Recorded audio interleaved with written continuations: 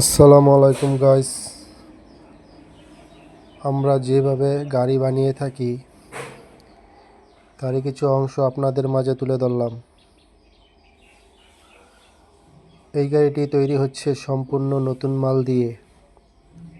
এই গাড়িটির কোনো অংশ পুরান হবে না।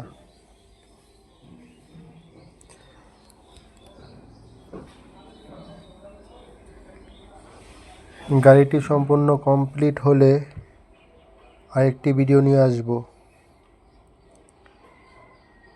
এই ভিডিও করার উদ্দেশ্য আমরা কিভাবে তৈরি করে থাকি তারই আপনাদের মাঝে তুলে ধরলাম।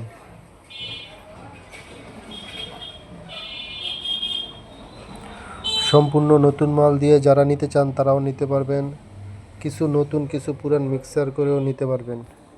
কিছু নতুন পুরান দিয়ে বানাইলে বাজেট কিছুটা কম পড়বে।